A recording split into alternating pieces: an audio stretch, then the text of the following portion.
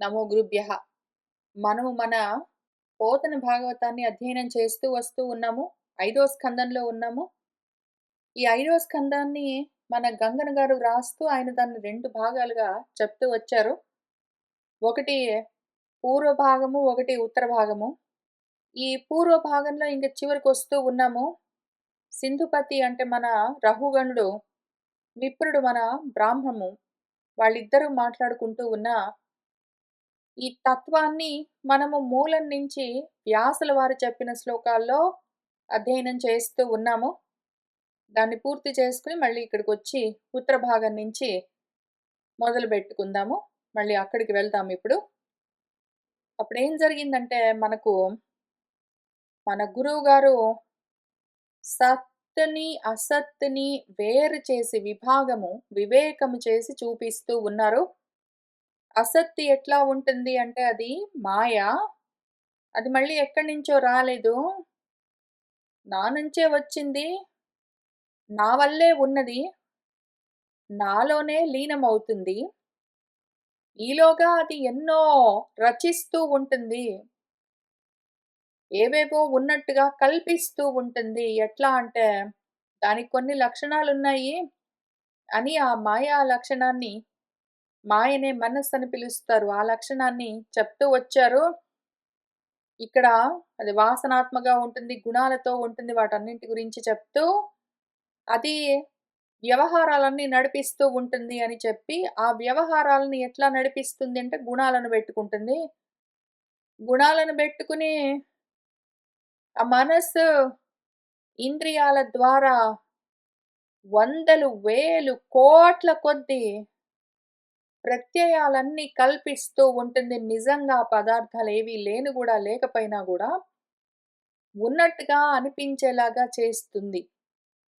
అటువంటి ఆ మనసు ఇన్ని వికారాలతో, ఇన్ని మార్పులతో ఉండి డైనామిక్‌గా ఎప్పటికప్పుడు మారుతూ ఉండి, ఉన్నట్టుగా కనిపిస్తూ తెలియజేస్తూ ఉన్నదేదున్నదో అది ఇంతకీ ఉన్నదా అంటే లేదు. అది క్షేత్రజ్ఞుడితో కలిసి ఇవన్నీ చేస్తూ ఉన్నదా అంటే లేదు. పోనీ అది స్వయంగా చేస్తూ ఉన్నదా? లేదు. అది స్వయంగా చేస్తూ లేదు. అది క్షేత్రజ్ఞుడితో కలిసి చేస్తూ లేదు. అది కలిసి చేసిందా, దాని పాటికది చేసిందా ముఖ్యం గాదు. అదసలు ఆ మనసే లేని పదార్థం. ఆ మనసు క్షేత్రజ్ఞుడితో కలిసి ఇదంతా కల్పిస్తూ ఉన్నదా? ఆ మనసు ప్రధానమై దాని పాటికది స్వయంగా కల్పిస్తూ ఉన్నదా అంటే అది స్వయంగా కల్పించట్లేదు. క్షేత్రజ్ఞుడితో కలిసి కల్పించట్లేదు. అసలు ఆ మనసు లేని మనసు లేనిపోని పదార్థాలన్నీ ఉన్నట్టుగా కల్పించి భ్రమ కల్పిస్తూ ఉంటుంది అంత మాత్రమే అని చెప్తూ వస్తూ ఉన్నారు. మనం దాన్ని అంతవరకు చూసాము పోయిన వారము. ఇంకా అక్కడి నుంచి కొంత చదువుకుందాము. క్షేత్రజ్ఞః యతాః మనసః విభూతిః జీవస్య మాయా రచితస్య నిత్యాః ఆవిర్హితాః క్వాపి తిరోహితాః చ శుద్ధః విచష్టే హి అవిశుద్ధ కర్తుః. ఇదేమింతకి మనసు? అది అవిశుద్ధమైన కర్త. అది శుద్ధమైన కర్త గాదు. అసలు కర్మలు చేస్తూ ఉంటేనే అశుద్ధము. కర్మలే అశుద్ధము. కర్మే అశుచి. జ్ఞానం మాత్రమే శుద్ధం. శుద్ధ జ్ఞానం అని గాదు చెప్పేది. శుద్ధ జ్ఞానం అంటే శుద్ధమైన జ్ఞానం గాదు. జ్ఞానమే శుద్ధమని అర్థం. కర్మ ఎప్పుడు అశుద్ధం, అశుచి. ఈ కర్మలను ఆ అశుచి అయిన, అశుద్ధమైన కర్మలను చేస్తూ ఉండేదే మనసు. అవన్నీ అది మాయగా చేస్తూ ఉంటుంది. ఆ మనసు అవిశుద్ధమైన కర్మలన్నీ చేసే కర్త. ఎట్లా చేస్తుందంటే మాయగా. అది మాయగా కల్పిస్తూ ఉన్న ఈ విభూతులన్నీ ఏవున్నాయో, అది కర్తగా ఉండి కల్పిస్తూ ఉన్నవన్నీ విభూతులుగా తెలుస్తూ ఉన్నట్టుగా ఉంటుంది. ఆ విభూతులన్నీ గూడా మాయా విభూతులు. ఆ విభూతులన్నీ గూడా నిజంగా ఉన్నాయని గాదు. మన విభూతి యోగంలో చెప్పిన మొత్తం విభూతులన్నీ గూడా ఈ విధంగానే మాయగా కల్పించబడ్డాయి. విభూతి యోగంలో పాండవుల్లో అర్జునుడిని నేను, చెట్లలో అశ్వత్థ వృక్షాన్ని నేను, గుర్రాల్లో ఉచ్చైశ్రవసాన్ని నేను, ఏనుగుల్లో ఐరావతాన్ని నేను, ఏదో జూదగాళ్ళలో జూదాన్ని నేను, ఏదో వ్యసన పరుల్లో వ్యసనాన్ని నేను, బలవంతుల్లో బలాన్ని నేనని ఏంటేంటో, ఏంటేంటో చెప్తూ వచ్చారు. చాలా పెద్ద లిస్ట్. ఇంతకీ ఆ విభూతులన్నీ నిజంగా ఉన్నాయా? ఆ పాండవుడని వేరేగా ఉన్నాడా? అందులో అర్జునుడు వేరేగా ఉన్నాడా? చెట్లు వేరేగా ఉన్నాయా? అందులో అశ్వత్థ చెట్టు వేరేగా ఉన్నదా? ఏనుగులున్నాయా? గుర్రాలున్నాయా? జూదగాళ్ళున్నారా? బలవంతులున్నారా? మంచివాళ్ళున్నారా? చెడ్డవాళ్ళున్నారా? చిన్నవాళ్ళా? పెద్దవాళ్ళా? బాల్యంలో ఉన్నవాళ్ళా? ముసలితనంతో ఉన్నవాళ్ళా? చదువుకున్న వాళ్ళా? లేని వాళ్ళా? ధర్మాత్ములా? కారా? ఇన్ని రకాలుగా ఉన్నాయా? ఉన్నదంతా ఒక్కటే తత్వమైతే. ఇన్ని ఉన్నట్టుగా ఎందుకనిపిస్తుంది అంటే మాయగా రచింపబడ్డవన్నీ ఆ మనసు యొక్క వికారాలు. అవన్నీ నిత్యము ఉన్నట్టుగా. ఎటువంటి నిత్యత్వం ఇది? సాపేక్షికము. ఇది కేవలం రిలేటివ్. నువ్వు ఉన్నాయి అని అనుకున్నంత వరకు ఉన్నట్టుగా కనిపించే నిత్యాలు. వ్యావహారికమైన నిత్యాలివన్నీ. ఎందుకు అంటే ఆ వ్యవహారాలుంటాయి మరి దానికి. దానికి ఆ వ్యవహారాలుంటాయి. వ్యవహారాలన్నీ నడిపిస్తూ ఉంటుంది. వ్యవహారాలతో తగులుకుని వ్యవహారాలు నడిపిస్తూ ఉన్నదేదున్నదో ఆ వ్యవహారాల్లో ఉండి ఆ కర్మలన్నీ చేస్తూ, చేస్తూ ఉన్నట్టుగా అవన్నీ నిజంగా ఉన్నట్టుగా అనిపింపచేస్తూ ఉన్నదేదున్నదో, ఈ వ్యవహారాల వల్ల కల్పించబడ్డవన్నీ గూడా వ్యావహారికమైన నిత్యాలు. నిజంగా ఉన్నట్టుగా అనిపించేవన్నీ సత్, నిజంగా సత్, సత్యమండి ఇవన్నీ ఉన్నాయని అనిపించేదంతా ఎందుకు? వ్యావహారికమైన సత్. ఇవన్నీ వ్యావహారికమైన సత్యాలు, వ్యావహారికమైన నిత్యాలు. యాక్చువల్‌గా అవన్నీ మాయా కల్పితాలు. ఇప్పుడు అటువంటి మాయగా రచించిన రకరకాల విభూతులన్నీ నిత్యంగా ఉన్నాయి అని అనిపించడం అంతా మనసు యొక్క వికారము. ఆయన విభూతి యోగంలో ఆ మొత్తం అధ్యాయంలో చెప్పిందంతా మనసు వికారాలు చెప్తూ వచ్చారు.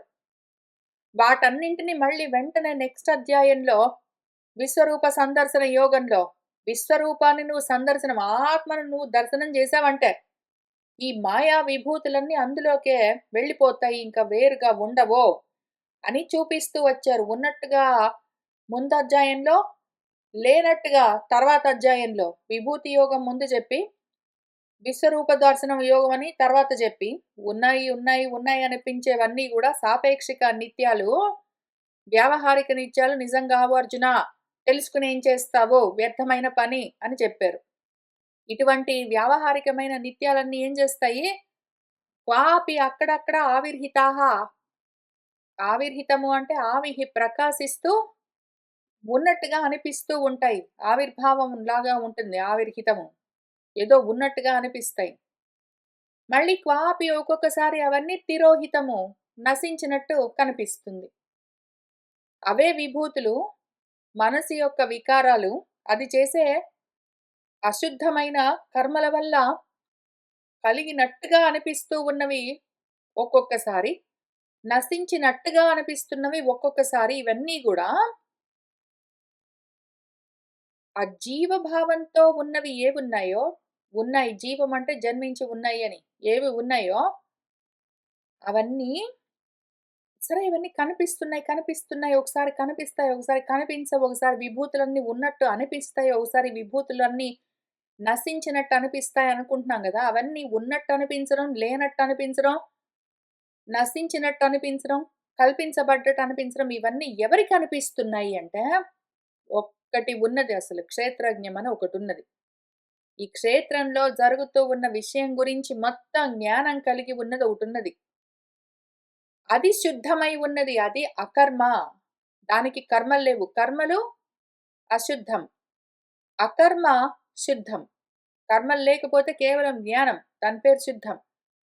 ఈ శుద్ధమైనదేదున్నదో అది ఈ మొత్తం నాటకాన్ని మాయగా కల్పించబడ్డ మొత్తాన్ని కేవలము విచ్చేస్తే ఊరికనే చూస్తుంటుంది. ఎందుకంటే ఇదంతా దృశ్యం గదా! ఇదంతా దృశ్యమై కనిపిస్తూ ఉంటే ఒక్కోసారి కనిపిస్తుంది ఉన్నట్టు, ఒక్కోసారి లేనట్టు, ఒక్కొక్కసారి సాక్షాత్కరిస్తూ, ఒక్కొక్కసారి అంతర్ధానమవుతూ ఏంటో తెరపైన బొమ్మల్లాగా వస్తూ పోతూ ఉన్న వాటన్నింటినీ కూడా కేవలం ఊరికనే చూసే ద్రష్ట ఉండడం చేత ఇవన్నీ దృశ్యాలే కనిపిస్తూ ఉన్నాయి అని ఇంకిక్కడి నుంచి క్షేత్రజ్ఞుడెవరు? క్షేత్రమేది? ఈ మనసన్న క్షేత్రంలో రకరకాల మాయా కల్పితాలైన అశుద్ధమైన కర్మల చేత కలిగే విభూతులన్నీ నిత్యంగా ఉన్నట్టుగా ఒకసారి, లేనట్టుగా ఒకసారి అనిపిస్తూ ఉన్నాయి అని ఏతాః మనసః విభూతిః జీవస్య మాయా రచితస్య నిత్యాః అవిర్హితాః క్వాపి తిరోహితాః చ హి అవిశుద్ధ కర్తుః అని ఇంతవరకు అసత్‌ని వేరు చేసి చూపించి, అనాత్మను వేరు చేసి చూపించి, దీనికి వేరుగా కేవలము శుద్ధంగా, కేవలము క్షేత్రజ్ఞంగా ఉన్నది ఒకటున్నది. అది కేవలము చూస్తూ ఉంటుంది అని క్షేత్రజ్ఞః శుద్ధః విచస్తే అని ఈ 3 పదాలతో ఆత్మను, సత్తును పక్కకు తీసి చూపిస్తున్నారు. ఈ మొత్తం కలగాపులగంగా కనిపిస్తున్న పద్యంలో ఏతాహ నుంచి అవిశుద్ధ కర్తుః వరకు ఉన్నదంతా ఒక శుద్ధః అన్న పదాన్ని పక్కన పెడితే మిగిలిందంతా అసత్, అనాత్మ. క్షేత్రజ్ఞము శుద్ధం మాత్రం సత్, ఆత్మ. ఈ ఆత్మ అనాత్మగా కల్పించబడ్డ దానిలోనే అదే కేవలము చూస్తూ ఉంటుందంతే. చూస్తూ ఉండడం కూడా కర్మే గదా! అంటే అవును. ఇప్పుడు వ్యావహారికంగా దాన్ని ఎక్స్‌ప్లెయిన్ చేయడం కోసం ఆత్మానాత్మలు ఉన్నాయి అన్నప్పుడు, ఆత్మానాత్మలు ఉన్నాయి అని అనిపిస్తూ ఉన్న సమయంలో, వాటిని విడదీసి చూపిస్తూ ఉన్న సమయంలో చెప్పవలసి వస్తుంది గాని, విచస్టే లాంటి కర్మ, చూస్తూ ఉండడం అన్న కర్మ గూడా దీనికి లేదు. అది కేవలం శుద్ధం. అంతే అయిపోయింది.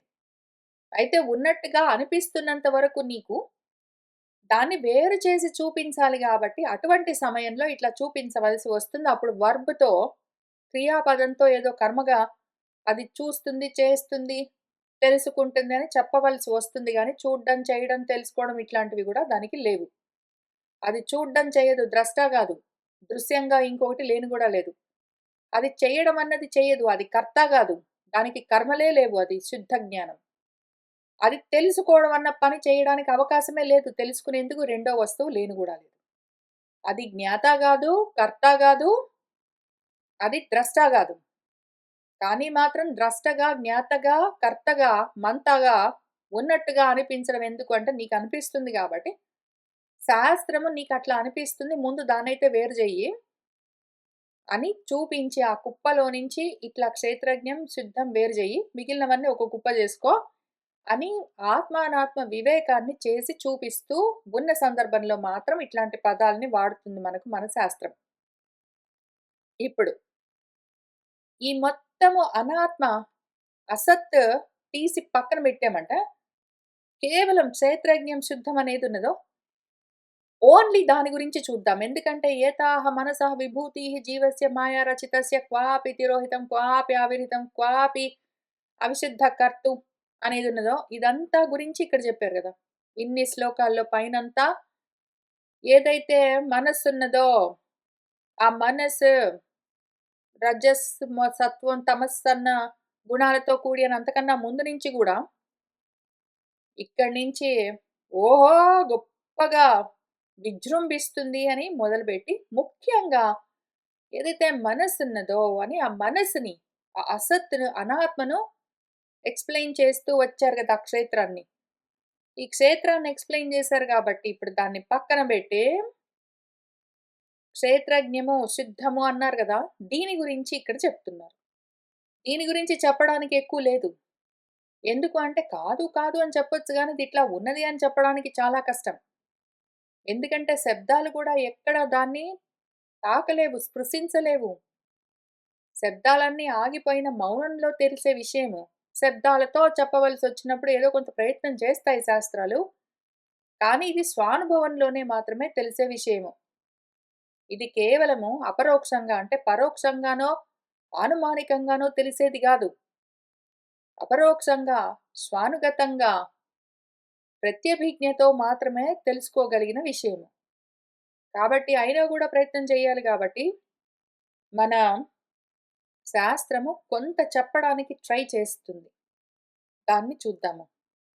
ఎందుకు అంటే ఏదో ఒక మనిషి చంద్రుడి గురించి నాకు చెప్పు అని అడిగినప్పుడు, చంద్రుడు తెల్లగా ఉంటుంది, వెన్నెలతో ఉంటుంది, చల్లగా ఉంటుంది, గుండ్రంగా ఉంటుంది, వ్యాపిస్తూ ఉంటుంది అని చెప్పొచ్చు. అప్పుడేమవుతుందంటే వీడు ఆ కిందంతా చూసుకుంటున్నవాడు అవునండి తెలిసింది కనిపించిందండి. ఆ గుండ్రంగా ఉండి మెరుస్తూ ఉన్నది, తెల్లగా ఉన్నది, చల్లగా ఉన్నది చంద్రుడండి. అంటే అది చంద్రుడు గాదురా! అది ఏదో ఒక బంతి. ఏదో ఒక బంతి తెల్లగా మెరుస్తున్నది, చల్లగా ఉన్నది, గుండ్రంగా ఉన్నది. దాని పైన ప్రకాశము చుట్టూ ఉన్నట్టుగా, పరుచుకుని ఉన్నట్టుగా అనిపిస్తూ ఉన్నది. కానీ ఇది గాదు. సరే నాకర్థమైందండి. ఇదిగో ఇక్కడున్నదండి ఇక్కడ. పైన ఎత్తులో ఉన్నదండి. ఇది గుండ్రంగా ఉన్నది, తెల్లగా ఉన్నది, చల్లగా ఉన్నది. అక్కడి నుంచి ఏదో ప్రసరిస్తున్నట్టున్నది అంటే, అది కుండరా కుండ. కుండ గుండ్రంగా, తెల్లగా దానికి రంగు వేసి, పైన కడితే అది కిందికి వేలాడుతూ నీకట్లా కనిపిస్తుంది. అది గూడా కాదు అని చెప్తే, ఇది కాదని ఇవన్నీ బానే చెప్తున్నావు. అవునేంటో చూపించు అన్నప్పుడు, ఆ కుండ ఎక్కడ కట్టార్రా? ఆ కుండ చెట్టుకేసి కట్టారండి. సరే చెట్టున్నది గదా! చెట్టు చూడు. ఆ చెట్టు చంద్రుడు కాదు గదండీ! కాదు. ఆ చంద్రుడి గురించి తెలుసుకోవాలంటే చెట్టు పైన కొమ్మ చూడు. చూసానండి అదా అండి చంద్రుడు? కాదు. ఆ కొమ్మ పైన ఒకటి గుండ్రంగా, తెల్లగా, ఆ! కనిపించింది అది అని చెప్పాలి గదా! ఆ రకంగా ముందు మనకు ఆత్మ గురించి చెప్పగానే ఎంతో శక్తిమంతమై ఉంటుంది. ఎంతగానో వ్యాపిస్తూ ఉంటుంది అంటే, మనసు గూడా అట్లానే చాలా శక్తితో ఉన్నట్టుగా, బాగా వ్యాపిస్తూ ఉన్నట్టుగా, అన్నింటినీ ప్రకాశింపచేస్తూ ఉన్నట్టుగా కనిపిస్తూ ఉండొచ్చు. కానీ అవన్నీ గాదు. మనకు ముఖ్యంగా అర్థం అవ్వాల్సిందేంటంటే, లౌకికంగా కింద భూమి మీదనో, చెట్టుకు వేలాడుతూనో గాదు. ఆకాశంలో ఉన్నదాన్ని చూడాలి. కాబట్టి నీ ఆకాశంలో, దహరాకాశంలో నీ మనసులో ఉన్న ఏ ఖాళీ ఉన్నదో స్పేస్ అక్కడ నువ్వు తెలుసుకోవాల్సిన విషయము అని చెప్పాలి కాబట్టి వాటిని విడదీయాలి. విడదీస్తూ ఉన్న సందర్భంలో ఇక్కడ ఈ బంతి గాదు, అక్కడ కుండ గాదు అని చెప్తూ ఉన్నట్టు, కొన్ని మరి ఆ కొమ్మ పైన చూస్తూ ఉండేసరికి ప్రకాశిస్తూ ఉన్నాయి, గుండ్రంగా ఉన్నాయి అంటే ఇంకేమైనా గూడా కావచ్చు. ఆకాశంలో పక్షులు కావచ్చు, లేదా ఆ పైన ఉన్న చుక్కలు గావచ్చు. అవన్నీ గూడా కాదని చెప్తూ ఉన్నదేంటో చెప్పాలి. కాబట్టి ఉన్నదేంటో చెప్పే సమయానికి ఇంకెక్కువ చెప్పక్కర్లేదు. ఉన్నదేంటో వీడు సొంతంగా చూసాడనుకోండి. ఆ చంద్రుడిని చూడగానే చంద్రుడు గుండ్రంగా ఉంటాడు, చల్లగా ఉంటాడు, తెల్లగా ఉంటాడు, ప్రకాశాన్నిస్తూ ఉంటాడని ఇన్ని చెప్పక్కర్లేదు. చంద్రుడిని చూడగానే తెలుస్తుందింకది. చంద్రుడిని చూపించేంత వరకు మాత్రం ఏవో చెప్పాల్సుంటుంది. మరది గుండ్రంగా ఉంటుంది. అది తెల్లగా ఉంటుంది. అది చల్లగా ఉంటుందని చెప్తాం గానీ, తెల్లగా, చల్లగా, గుండ్రంగా ఉన్నవన్నీ చంద్రుళ్ళు కావు. అంత మాత్రంతోటే చంద్రుడిని కనుక్కోవడము తెలియదు. స్వానుభవంతోటి నువ్వు నిజంగా కళ్ళతో చంద్రుడిని చూసావంటే, అది చంద్రుడని తెలుస్తుంది. చూడనంత వరకు ఎన్ని మాటలతోటి చెప్పినా సరే, కేవలము మాటలు, కేవలం శబ్దాలే. అయినా గూడా ప్రయత్నం చేయాలి గాబట్టి, మన శాస్త్రము ట్రై చేస్తుంది పాపము. మళ్ళీ చూద్దాము. క్షేత్రం అయిపోయిందిప్పుడు. క్షేత్రజ్ఞం చూద్దాం. క్షేత్రజ్ఞः ఆత్మ పురుషः పురాణः సాక్షాత్ స్వయం జ్యోతిః అజ్జः పరేశः నారాయణः భగవాన్ వాసుదేవः స్వమాయయా ఆత్మని అవధీయమానః. క్షేత్రజ్ఞమేమి అంటే దాని పేరు ఆత్మ. ఆత్మ అంటే ఇంకేంటో గాదు నువ్వే. నీ స్వరూపము. అది పురుషము. ఆ పురాల్లో, ఆ క్షేత్రాల్లో సేతే ఇతి అని నివసిస్తూ ఉంటుంది. అది పురాణము. ఈ పురాణమన్న పదానికి శంకర్ల వారు అర్థాలు చెప్పినట్టుగా నాకు గుర్తుకున్నది. నేను వచ్చే వారం మళ్ళీ అక్కడ ఒకవేళ కనిపిస్తే చూపిస్తాను. కానీ ఎప్పటినుంచున్నదో ఎప్పుడూ అట్లానే ఉంటుంది మార్పు లేకుండా. అది సాక్షాత్తుగా ఉంటుంది. అది సాక్షాత్తుగా ఉంటుంది. ప్రత్యక్షంగా ఉండదు. అపరోక్షంగా ఉంటుంది. అది స్వయం జ్యోతి. స్వయంగా ప్రకాశిస్తూ ఉంటుంది. అది అజము. అది కొత్తగా ఇప్పుడు కల్పించబడలేదు తర్వాత నశించిపోవడానికి. అది పరమై ఉన్న మనస్సాతులన్నింటికి గూడా ఈశ్వరత్వంతో ఉంటుంది. అది నారాయణము. నారములు అంటే దేహాలు. వాటిలో అయనం కల్పించుకుని అందులో ఉన్నదేదున్నదో అది అయి ఉన్నది. భగవంతమై ఉన్నది. భగములు అంటే విభక్తం కాకుండా ఏదైతే కూడి ఉన్నదో, ఆత్మే అయి ఉన్నదో అని అర్థం. అది వాసుదేవము. వసించి ఉండి ప్రకాశిస్తూ ఉన్నది. సత్ చిత్ అయి ఉన్నది. క్షేత్రజ్ఞము. క్షేత్రజ్ఞమేమి దానికి ఇన్ని పేర్లున్నాయి. పేర్లు పెట్టుకోవచ్చు దాందేముంది. గుండ్రంగా ఉంటుంది, తెల్లగా ఉంటుంది, ప్రకాశిస్తూ ఉంటుంది, చల్లగా ఉంటుంది. ఒక్కోసారి పెరుగుతుంటుంది, ఒక్కోసారి తగ్గుతూ ఉంటుంది, ఆకాశంలో ఉంటుంది. ఇట్లాంటివన్నీ చెప్పొచ్చు దాందేముంది. నువ్వు సొంతంగా చూస్తే నీకు తెలుస్తుంది గానీ, అంతవరకు చెప్పాలి గాబట్టి ఇగ గుండ్రంగా ఉంది, చల్లగా ఉంది, తెల్లగా ఉంది లాగా క్షేత్రజ్ఞం, ఆత్మ, పురుషం, పురాణం, సాక్షాత్, స్వయం జ్యోతి, అజం, పరేశం, నారాయణం, భగవాన్ వాసుదేవం అని చెప్పుకుంటున్నాము. నువ్వు నీకు సొంతంగా తెలిసినప్పుడు దాన్ని గ్రహించొచ్చు. ఈలోగా ముఖ్యంగా ఈ క్షేత్రజ్ఞము ఈ క్షేత్రంతో పోయి ఇంతగా ఎందుకు అది కుప్పలాగా తయారయ్యింది? ఈ ఆత్మ అనాత్మతో కూడి విడదీయరాకుండా ఎందుకున్నది? ఈ సత్ ఆ అసత్తుతో కూడి విడదీయరాకుండా ఉండి, అసలు అసత్తే సత్తుగా కనిపిస్తున్నంతగా గూడా ఎందుకు అనిపిస్తున్నది? నిత్యంగా ఉన్నట్టు ఎందుకు అనిపిస్తున్నది అంటే, దానికి కారణము స్వమాయ, దాని మాయ. ఈ మనసే మాయ అంటే మళ్ళీ మనసు వేరుగా ఉన్నది మాయ. ఏదైతే మనసో అది వేరుగా ఉన్నది గాదు. ఇది దాని మాయ. మనం ఈ విషయం గురించి చెప్పుకోవడానికి మరి ఏదో ఒక రోజు మ్యాగ్నెటిజం గురించి ఎక్స్‌ప్లెయిన్ చేసుకున్నాము. మనకు ఆ ఇనుప ముక్కలో ఆ ఐరన్ ఏదున్నదో అందులో కాంతము అన్నింటిని ఆకర్షించే లక్షణంతో కూడి ఉన్న మ్యాగ్నెటిజం ఆ ఎఫెక్ట్ ఎట్లా వచ్చింది అంటే అందులో నుంచే వచ్చింది. ఎక్కడ ఉంటుందంటే దాంట్లోనే ఉంటుంది. ఆ మ్యాగ్నెటిజం ఎప్పుడైతే బ్రేక్ అయిందో, ఆ మాయ, ఆ ఆకర్షణ శక్తి ఎక్కడికి పోయిందంటే ఎక్కడికి పోలేదు. అక్కడే ఉంటుంది. అందులోనే ఉంటుంది. కనిపించకుండా ఉంటుంది. ఒకసారి వ్యక్తమవుతుంది ఆవిర్హితము, ఒకసారి తిరోహితం కనిపించకుండా ఉంటుంది. ఆ ఇనుప రాడ్‌లో, ఐరన్ ముక్కలో ఆ అయస్కాంత తత్వము, మ్యాగ్నెటిజం, ఆ మ్యాగ్నెటిక్ ఎఫెక్ట్ ఒక్కొక్కసారి ఉన్నట్టుగా, ఒక్కొక్కసారి లేకుండా ఉంటుంది. ఉన్నట్టుగా ఉన్నా, లేకుండా ఉన్నా ఆ మాయ, ఆ ఆకర్షణ, మనస్సు, దాని విభూతులు అన్నింటిని తగులుకోవడాలు, ఆ కర్మలన్నీ తగులుకోవడం, మొదలుపెట్టడం అన్న పనులు చేయడాలు ఇవన్నీ గూడా ఎక్కడుంటాయంటే దాంట్లోనే ఉంటాయి. అదే వేరుగా లేదు. అది దాని మాయ. ఆ మాయతో ఈ మొత్తం క్షేత్రాన్ని మనసు చేత కల్పించబడ్డ మొత్తం విభూతులన్నింటినీ కూడా అదే ఆత్మని తనలోనే ఆ ఆత్మ తనలో తానే వీటన్నింటిని చూస్తున్నాను అనుకుంటూ అవధీయమానః బద్ధమై ఉంటుంది. ఆత్మ దాన్ని అదే దాని సొంత మాయతో బంధించుకుని ఆ క్షేత్రంలో అదే బందీగా ఉంటుంది. ఈ క్షేత్రజ్ఞము, ఈ ఆత్మ, ఈ పురుషుడు దాని మాయతో అదే రకరకాల పురాలను కల్పించుకుని, ఆ ప్రమద మాయ మనస్సు అన్న ఏ ప్రమద ఉన్నదో దాన్ని తగులుకుని, ఆ పురంలోకి ప్రవేశించి పురుషుడై, దానికి వాడే బద్ధుడవుతాడు. అవధీయమానుడవుతాడు. ఇదే ఆత్మ వాడు పురుషుడు. వాడు వాడి పాటికి ఉంటే శుద్ధుడు. వాడేం జేస్తాడు? వాడి మాయతో వాడే పురాలన్నీ కల్పించుకుని, ఆ పురాల్లోకి ఈ మాయతో పాటు ప్రమద అని పిలుస్తారు. దాంతో పాటు కలిసి వీడు ఆ పురంలోకి ప్రవేశించి, ఇంకా వాడి మాయకు వాడే బద్ధుడై ఉంటాడు అని ఇదే విషయము. ఇంత మాత్రం విషయం ఎక్స్‌ప్లెయిన్ చేయడానికి 4 స్కందంలో చివరన నారదుల వారు ప్రాచీన బర్హికి చెప్తూ ఉన్న కథలో పురంజన ఉపాఖ్యానంలో చెప్తూ వచ్చారు.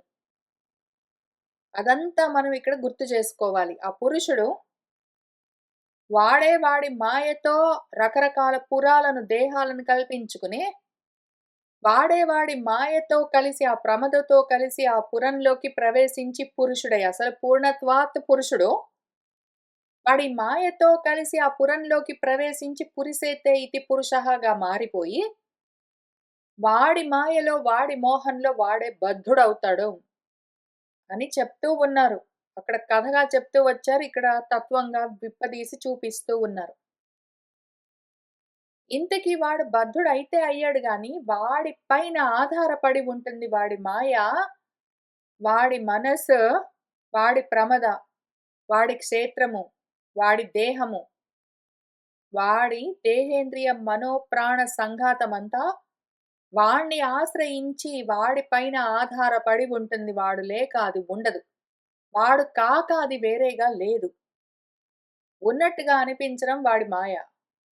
ఈ విషయాన్ని ఇక్కడ మళ్ళీ ఎక్స్‌ప్లెయిన్ చేస్తున్నారు. యథా అనిలః స్థావర జంగమానాం ఆత్మస్వరూపేణ నివిష్టః ఈసేత్ ఏవం పరః భగవాన్ వాసుదేవః క్షేత్రజ్ఞః ఆత్మా ఇదం అనుప్రవిష్టః. అనిలము, గాలి యథా ఏ విధంగానైతే స్థావర జంగమాలన్నింటిలోకి, చరాచరమైన అన్నింటిలోకి గూడా ఆత్మస్వరూపంగానే ప్రవేశించి అక్కడ నివిష్టమై, అక్కడ ఉండి, ఆ చరాచర జగత్తులోని సర్వ పదార్థాలను తన స్వరూపంగానే పూర్తిగా నిండి, ఈసెత్ శాసిస్తూ ఉంటుంది గదా! ఏవం అదే విధంగా ఆ పరుడు దేనికి పరుడు? ఈ అనాత్మ జగత్తుకు, చరాచరాలకన్నింటికి కూడా పరంగా ఉన్న పరాత్మ, ఆ భగవాన్, ఆ వాసుదేవః, ఆ క్షేత్రజ్ఞః, ఆ ఆత్మ, మళ్ళీ ఇవే పేర్లు జెప్పారు. మళ్ళీ ఇవే పేర్లు. పరః, భగవాన్, వాసుదేవః, ఆత్మ, క్షేత్రజ్ఞః, పురుషః, ఇవే. ఎన్ని రకాలుగా చెప్పినా పేర్లు మారేదేమీ లేదక్కడ. ఆ పరము, భగవాన్, వాసుదేవము, క్షేత్రజ్ఞం, ఆత్మ అని ఏం పిలిచినా సరే అది గాలి ప్రతి దాంట్లోకి పూర్తిగా ప్రవేశించి వాటిని నిలబెట్టి ఉంచినట్టు, ఈ ఆత్మ గూడా చరాచర వస్తుజాలం అన్నింటిలోకి, ఇదం మొత్తంలోకి, జగత్తంతటిలోకి అనుప్రవేశించింది. ఉండి వాటిని ఈశానము అయి శాసిస్తూ ఉంటుంది. కానీ మాత్రం మర్చిపోతుంది. నా వల్లే ఇవన్నీ ఉన్నాయని మర్చిపోతుంది పాపం. దాని మోహానికి అదే కట్టుబడి. న యావత్ ఏతాం తనుభృత్ నరేంద్ర విధూయ మాయాం వయునోదయేన విముక్త సంగః జితషట్ సపత్నః వేద ఆత్మతత్వం భ్రమతీహ తావత్. ఓ నరేంద్ర, ఓ రాజా, ఓ రహుగణ, వింటూ ఉన్నావా? ఈ తనువులను, దేహాలను ధరించిన వాళ్ళు ఎంత కాలము ఈ అజ్ఞానంలో ఉంటారో, ఎంత కాలము ఈ మాయలోనే ఉండిపోయి, దానికి లొంగిపోయి, లోబడి, ఆ దేహాల్లో ఇరుక్కుని, పరిచ్ఛిన్నమై, కట్టుబడి, బద్ధుడై, బయటపడలేకుండా ఎంతకాలం ఉంటాడు అంటే, యావత్ ఎంతవరకైతే ఏతాం మాయాం, ఈ మాయను విధూయ పక్కకు తోసేసి, వాడి స్థితిలో విముక్త సంగః, మొత్తం ఈ బంధాలన్నింటినీ దులిపేసుకుని ఉంటాడో, అంతవరకు వాడి స్థితిని వాడు ఆత్మతత్వాన్ని ఉన్నదాన్ని ఉన్నట్టు వేద తెలుసుకోలేడు. వాడు ఈ మాయను తొలగిస్తేనే ఉన్నది వాడికి తెలుస్తుంది. అయితే ఆ మాయను తొలగించడానికి, వాడి స్థితి వాడికి తెలియడానికి కలగవలసిందేమి అంటే వయునోదయం కలగాలి. వయునము అంటే జ్ఞానము. వయునోదయేన అంటే జ్ఞానోదయేన. జ్ఞానోదయం కలిగితే మాత్రమే మాయగా ఉన్న ఈ మొత్తం అసత్ చీకటిలాగా కమ్ముకుని ఉన్నది నశిస్తుంది. చీకటిలాగా, తమస్సులాగా, ఆవరణలాగా పూర్తిగా వాడిని ఆచ్ఛాదనం చేసి వాడికి తెలియకుండా కప్పేసి ఉంచిన ఈ మాయ ఎంతవరకుంటుంది అంటే, వాడికి ఆ జ్ఞానోదయం కలగనంత వరకు అదట్లానే ఉంటుంది. అంతవరకు ఈ బంధాల్లో నుంచి వాడికి మోక్షం లేదు. అంతవరకు వాడికి ఆత్మతత్వం, యాథాత్మ్య తత్వం తెలిసేందుకు అవకాశం లేదు. వాడు వేద తెలుసుకోడు. అయితే ఎప్పుడైతే వాడు ఈ విధంగా వైనోదయంతో, జ్ఞానోదయంతో మాయను పూర్తిగా తొలగించుకుంటాడో, అప్పుడు వాడు ఈ సంఘంలో నుంచి ఆ దేహంతో సంఘాన్ని బెట్టుకుని అదే నేననుకుంటున్నాడు. అందులో నుంచి బయటబడి, అది జరిగే కన్నా ముందు జ్ఞానం కలగగానే ముందు జిత షట్ సపత్నః అవ్వాలి వాడు. వాడికి 6 సపత్నులు శత్రువులున్నాయి.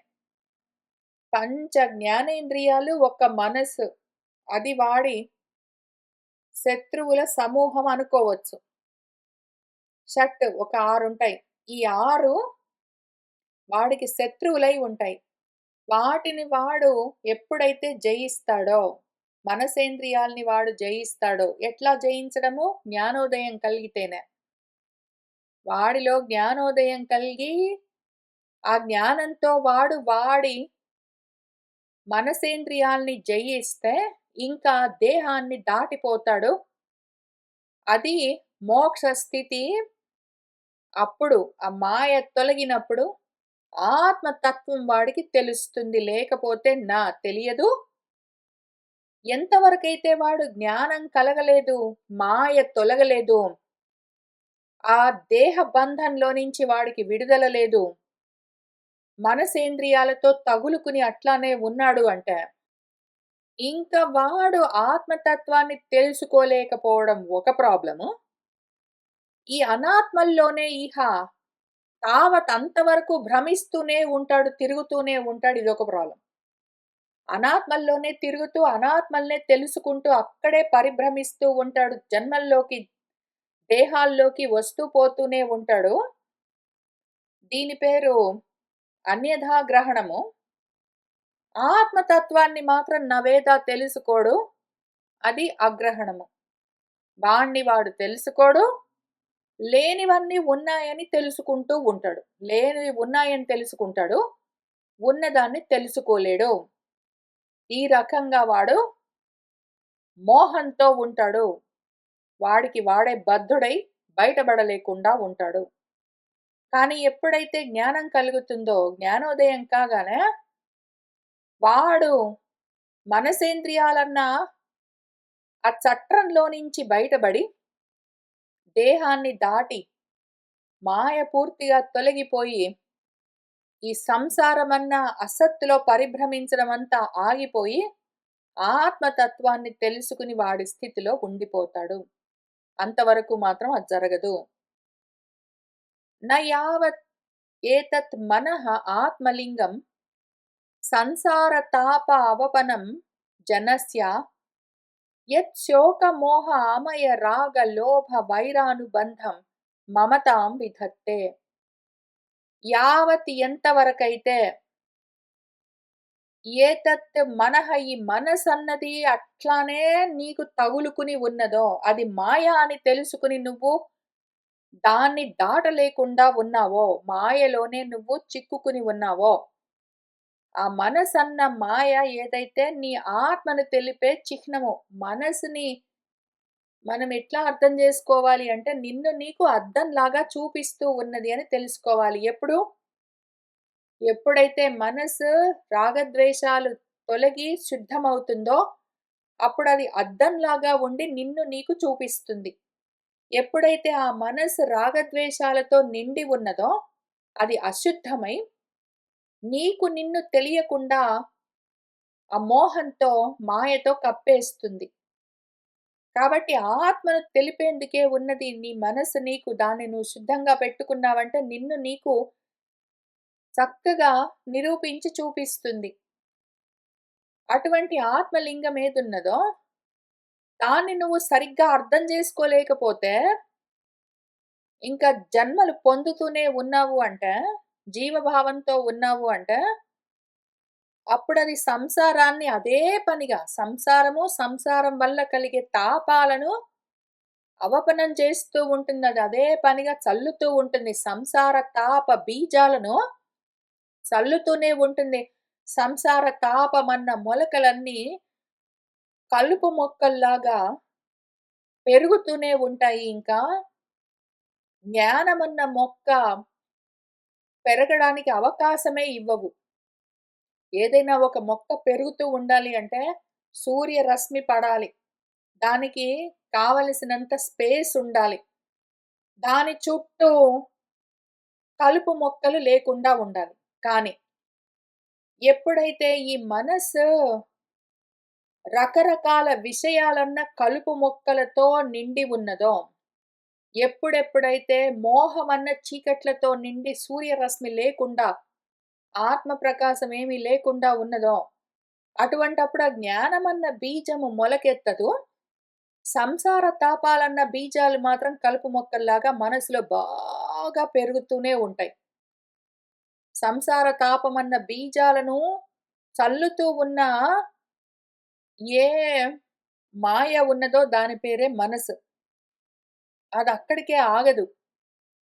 అది ఏదైతే శోకము, మోహము, ఆమయము అంటే వ్యాధులు, రాగాలు, లోభాలు, వైరాలు, ద్వేషాలు, అనుబంధాలు, మమకారాలు మొదలైన రకరకాల మాలిన్యాలన్నింటినీ విషపూరితమైన పళ్ళలాగా అది కల్పిస్తూనే ఉంటుంది.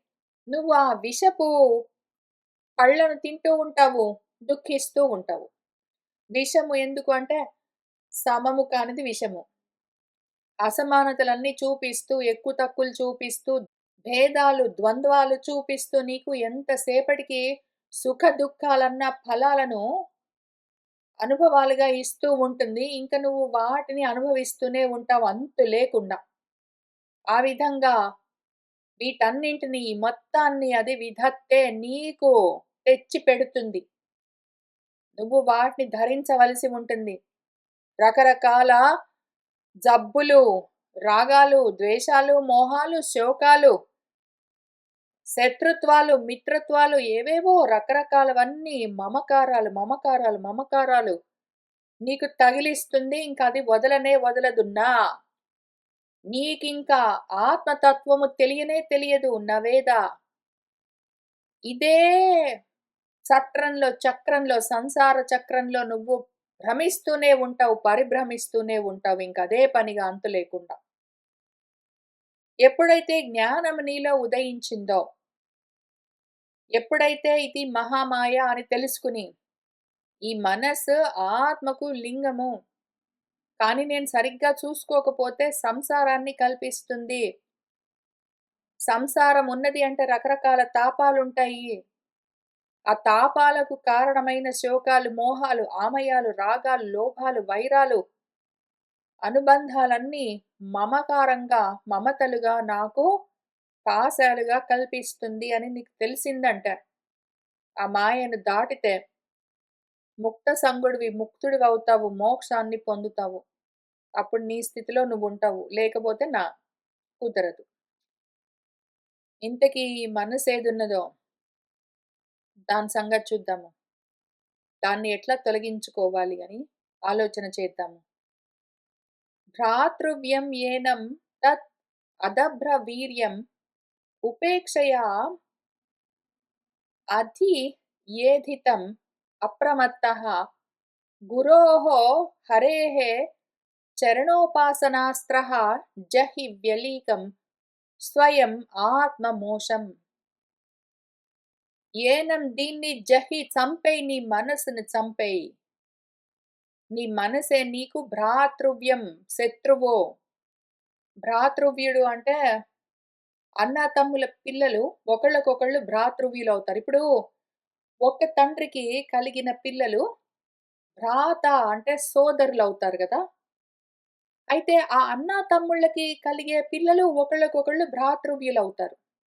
తండ్రిని పిత అని పిలుస్తారు గదా! తండ్రి యొక్క సోదరుణ్ణి బాబాయిని లేదా పెదనాన్నను పితృవ్యుడు అని పిలుస్తారు.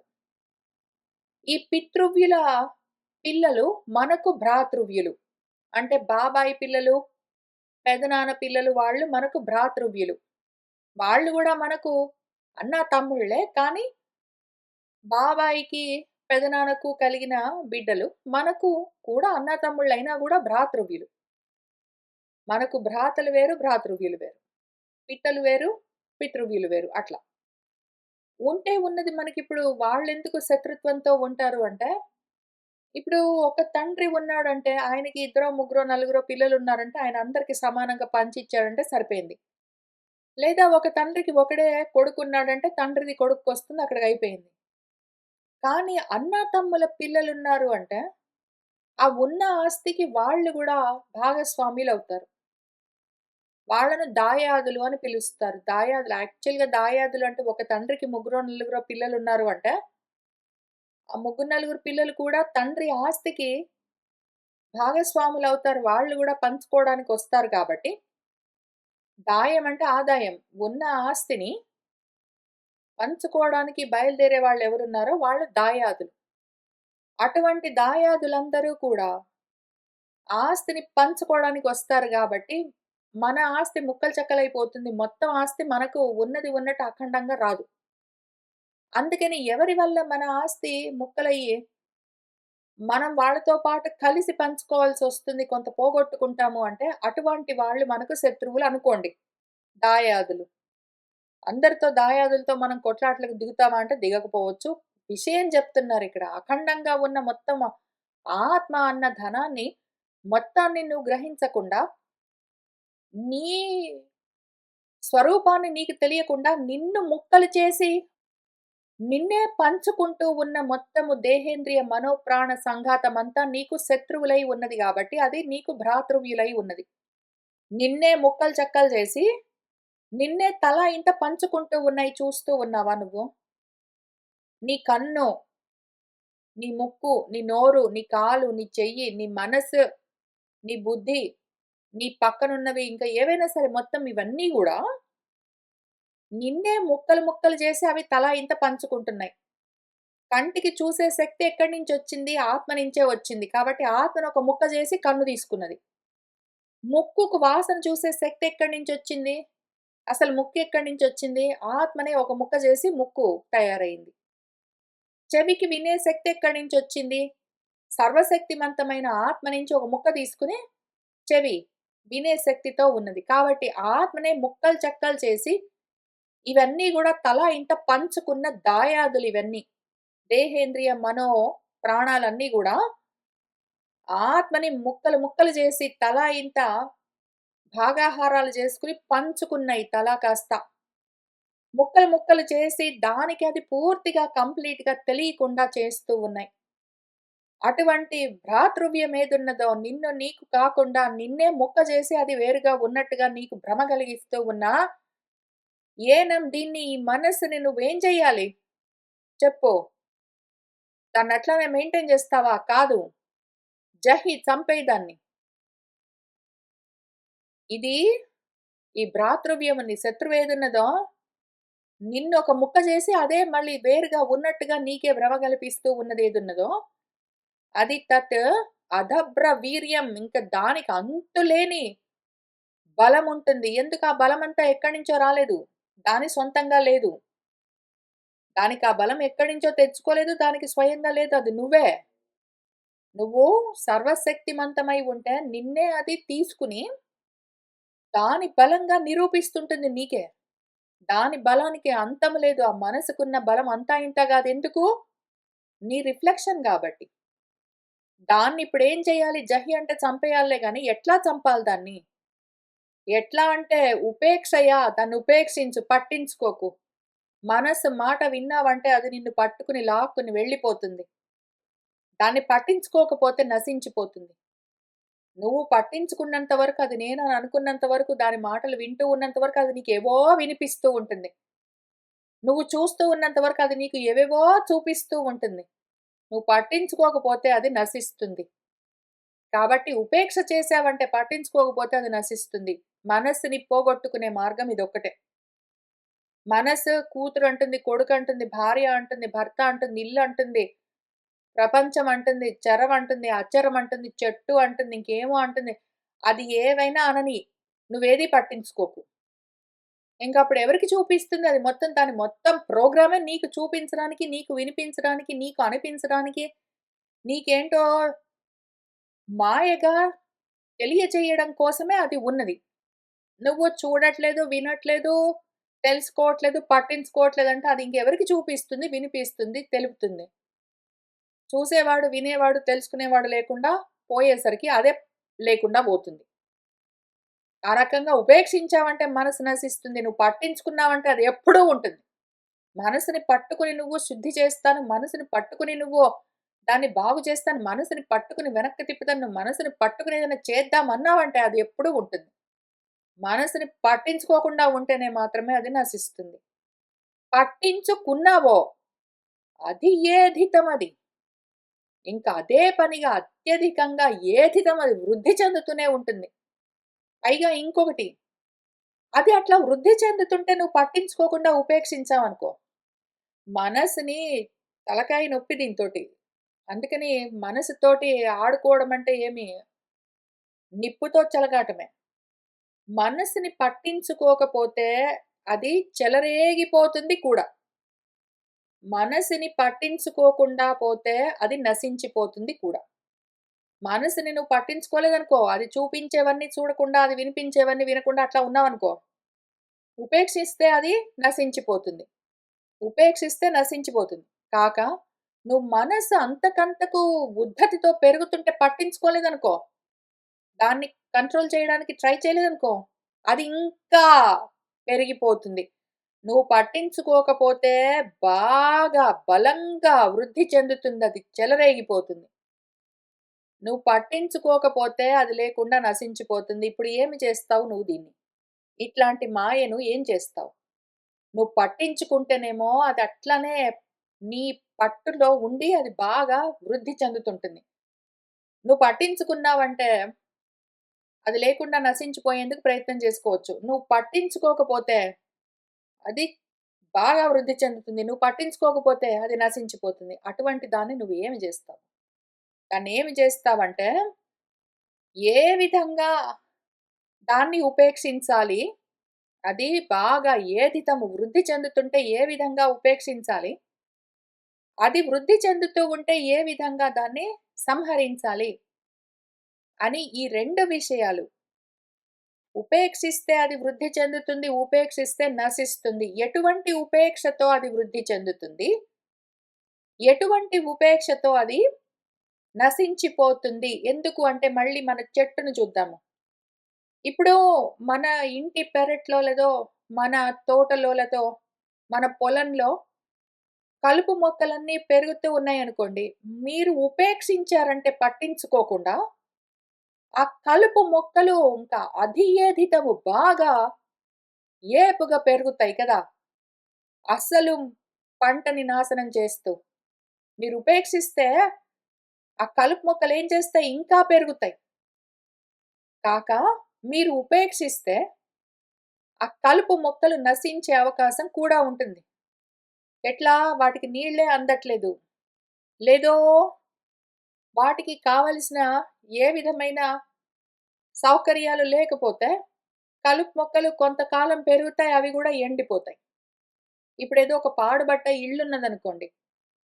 పాడుబడ్డ ఇంట్లో కలుపు మొక్కలన్నీ ఇంతకు ముందు పెరిగేవి. కానీ ఇప్పుడు ఎంత పాత ఇల్లంటే అస్సలు పట్టించుకోవడమే లేకపోయేసరికి అక్కడ కలుపు మొక్కలు గూడా ఎండిపోయి ఇంకసలు ఏమి పెరగదు. బీడు భూమైపోతుంది కదా!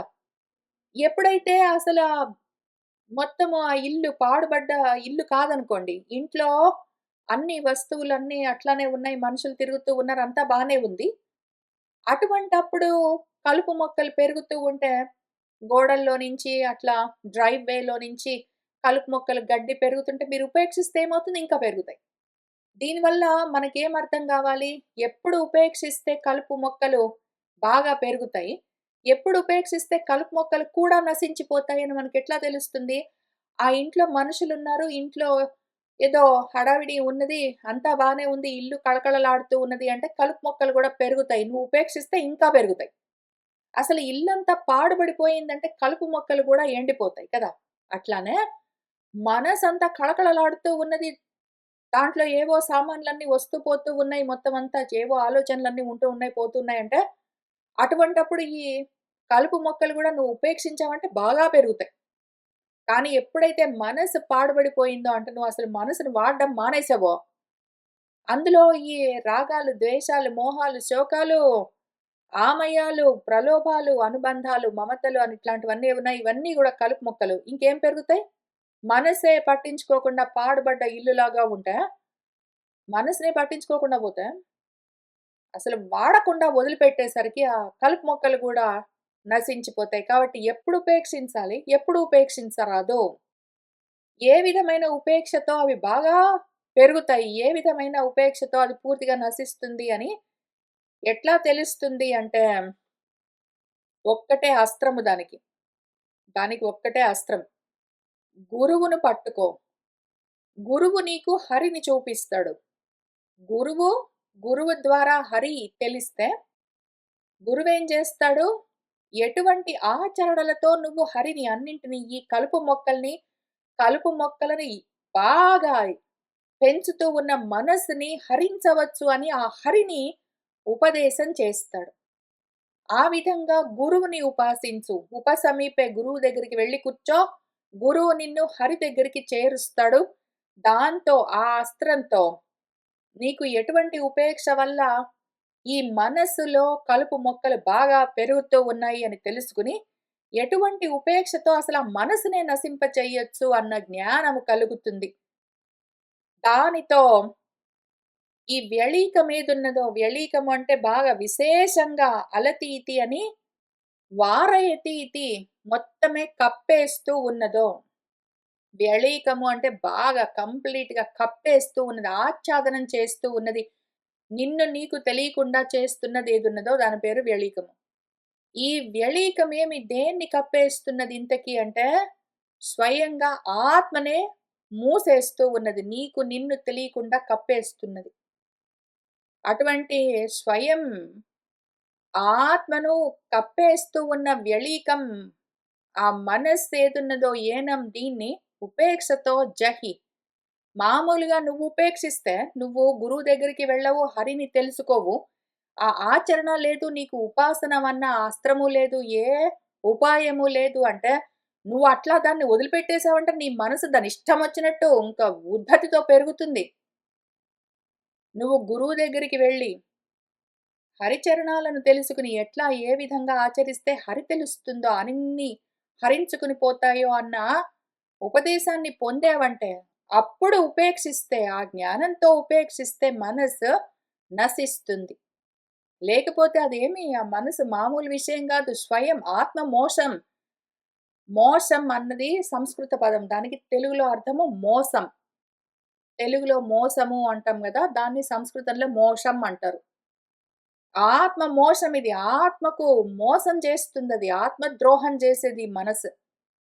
స్వయంగా ఆత్మకు ద్రోహాన్ని చేసేది, ఆత్మద్రోహం చేసేది, ఆత్మను మోసగించేది ఏదున్నదో, ఆ మోహము, ఆ మనసు, ఆ మాయ మామూలుగా నువ్వు ఉపేక్షించావంటే బాగా పెరుగుతుంది. ఏ విధమైన జ్ఞానంతో, వైరాగ్యంతో దాన్ని ఉపేక్ష చేస్తే అది నశిస్తుందో నువ్వు తెలుసుకుని చేస్తే అదొక్కటే నీకు మహా అస్త్రము అని చెప్తూ ఉన్నారు. అందుకనే గురువు, గురువు ద్వారా హరి. అందుకనే తస్మై శ్రీ గురుమూర్తయే నమ ఇదం శ్రీ దక్షిణామూర్తయే. తస్మై నీకు కావాల్సిందేమి గురుమూర్తి ఫస్ట్. అక్కడి నుంచి దక్షిణామూర్తి. గురువు, గురువు వల్ల ఆయన నీకు ఉపదేశం చేసే జ్ఞానము ప్లస్ ఆచరణ వల్ల హరి తెలిస్తే అన్నింటినీ హరింప చేసుకోవచ్చు. ఆ విధంగానే నశింపచేసేందుకు నీకు అవకాశము లేకపోతే ఆత్మద్రోహమే, ఆత్మ మోసం మిగులుతుంది. నీకు నువ్వు ద్రోహం చేసుకుని, నీ మాయకు నువ్వే బద్ధుడివై బయటపడలేకుండా ఉంటావు. నీ మనస్సు నువ్విట్లా ఉపేక్షిస్తున్నంత వరకు అది బాగా వృద్ధి చెందుతుంది. అది బాగా వృద్ధి చెందుతుంది. ఉద్ధతితో ఉంటుంది. కలుపు మొక్కలాగా పెరిగి నిన్ను నీకు జ్ఞానమన్న మొక్క అసలు పెరగనీయకుండా కప్పేస్తుంది, మూసేస్తుంది, లేకుండా నలిపేస్తుంది.